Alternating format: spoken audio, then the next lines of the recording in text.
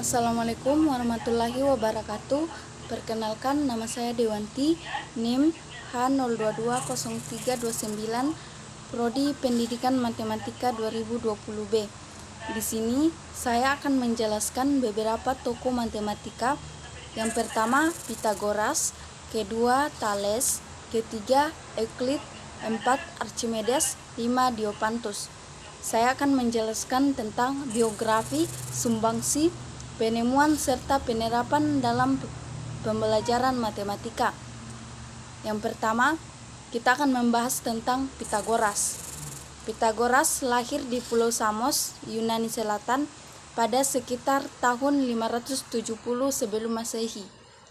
Ayahnya bernama Mnesarchus, seorang pedagang permata yang berasal dari Tirus atau Lebanon, dan ibunya bernama Pythias, penduduk asli Samos. Pythagoras sendiri sering mengadakan perjalanan ke Babilonia, Mesir, bahkan India. Pada masa kecilnya, Pythagoras menghabiskan sebagian masa kecilnya di Kepulauan Samos. Ketika sudah tumbuh dewasa, ia mulai menemani ayahnya dalam berdagang. Pada usia 18 tahun, dia menjalin hubungan dengan para ahli matematika dan mempelajari matematika dan astronomi.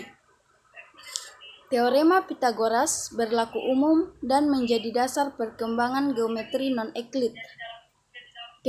Teorema Pythagoras ini juga menjadi inspirasi awal dalam menyusun teori relativitas umum maupun bagi seluruh fisikawan modern yang mencoba menyusun teori terpadu melalui manifestasi ruang-waktu geometri. Penemuan Pythagoras dalam bidang musik dan matematika tetap hidup sampai saat ini. Teorema Pythagoras tetap diajarkan di sekolah-sekolah dan digunakan untuk menghitung jarak suatu sisi segitiga. Sebelum Pythagoras, belum ada pembuktian atas asumsi-asumsi. Pythagoras adalah orang yang pertama yang mencetuskan bahwa aksioma-aksioma dan postulat-postulat perlu dijabarkan terlebih dahulu dalam mengembangkan geometri. Pythagoras sendiri percaya bahwa angka bukan unsur seperti udara yang lain, angka bukan anasir alam. Pythagoras menafsirkan teorema sebagai relasi antar luas persegi atau bujur sangkar yang terbentuk di setiap segitiga sisi-sisi. Penerapan Pythagoras dalam pembelajaran matematika yaitu digunakan untuk menentukan panjang salah satu dari sebuah segitiga siku-siku. Kita masuk yang kedua, yaitu Thales. Thales adalah seorang filsuf Yunani kuno pada tahun 624 sampai 547 sebelum Masehi yang berasal dari Miletus, pantai barat Asia Kecil atau Turki. Beliau mendapat gelar sebagai Bapak Filsafat karena dia adalah orang yang pertama kali berfilsafat dan dianggap sebagai perintis filsafat alam. Dalam matematika, Thales memberikan berbagai kontribusi berkat penemuannya yang mungkin ditemukan di Elements of Euclid.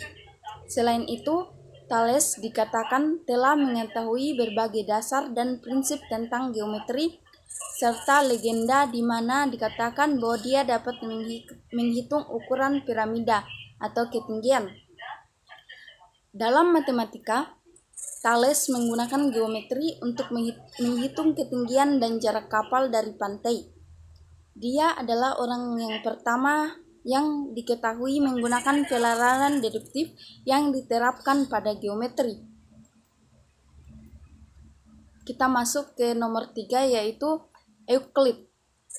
Euclid adalah seorang matematikawan Yunani kuno, penulis risal teoritis pertama tentang matematika yang sampai kepada kita saat ini. Informasi biografi tentang kehidupan dan karya Euclid sangat terbatas. Diketahui bahwa dia berasal dari Athena. Dia adalah murid Plato. Ketinggian ilmiahnya berlangsung di Alexandria, di mana ia mendirikan sekolah matematika. Euclid menulis 13 jilid buku tentang geometri. Dalam buku-bukunya, ia menyatakan aksioma atau pernyataan-pernyataan sederhana dan membangun semua dalil tentang geometri berdasarkan aksioma-aksioma tersebut. Contoh dari aksioma Euclid adalah ada satu dan hanya satu garis lurus, di mana garis lurus tersebut melewati dua titik. Buku-buku karangannya menjadi hasil karya yang sangat penting dan menjadi acuan dalam pembelajaran ilmu geometri.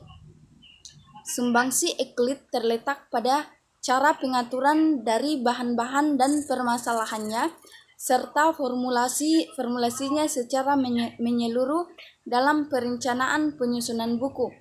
Buku ini berjudul The Elements, merupakan lebih dari 2000 tahun dan merupakan textbook yang paling sukses yang pernah disusun manusia. Penerapan Euclid yaitu pada algoritma Euclid dalam penentuan faktor persekutuan terbesar dalam pembelajaran matematika.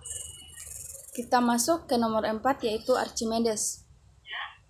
Archimedes yang hidup di Yunani pada tahun 287 sampai 212 sebelum Masehi. Ia merupakan anak dari Phidias, seorang astronom Yunani kuno. Archimedes dikenal sebagai seorang matematikawan, fisikawan, astronom sekaligus filosof. Ia dilahirkan di kota Sisilia. Sebagian sejarawan memandang Archimedes sebagai salah satu matematikawan terbesar sejarah, mungkin bersama-sama dengan Newton dan Gauss. Archimedes menemukan formula tentang lingkaran dan kerucut. Archimedes dikenal karena penemuannya berupa bilangan pi dan kalkulus integral. Archimedes membuktikan teorema terkait dengan padatan dan area yang dibatasi oleh kurva dan permukaan. Beliau juga menganalisis masalah dalam statistika dan hidrostatistika dari sudut pandang geometris, serta menemukan sistem angka miliar yang menunjukkan bahwa ada satu bilangan yang tak hingga, dan menemukan perbandingan lingkaran dan jari-jarinya dengan istilah pi sebesar 3,14.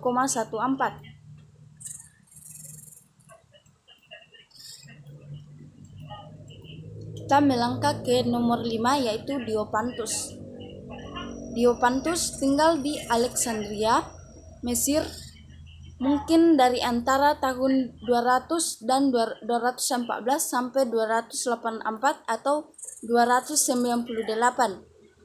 Sekitar tahun 250, seorang matematikawan Yunani yang bermukim di Alexandria melontarkan problem matematika yang tertera di atas batu nisannya. Dalam batu nisannya tertulis, "Di sini terletak Diopantus. Keajaiban, lihatlah." Karya-karya Diopantus juga telah mempengaruhi matematika Arab dan ketenaran besar di antara matematika Arab. Karya Diopantus menciptakan dasar untuk aljabar, dan pada kenyataannya banyak matematika canggih didasarkan pada aljabar. Sumbangsi Diopantus sering disebut sebagai Bapak Aljabar atau Babilona. Diopantus mengembangkan konsep-konsep aljabar Babilona dan merintis suatu bentuk persamaan, sehingga bentuk persamaan Diopantus menunjukkan bahwa cukup memberi sumbangsi bagi perkembangan matematika. Selain itu, Diopantus memberikan kontribusi besar terhadap teori bilangan, notasi matematika, dan aritmetika. Demikianlah hasil pemaparan materi saya. Saya ucapkan banyak terima kasih.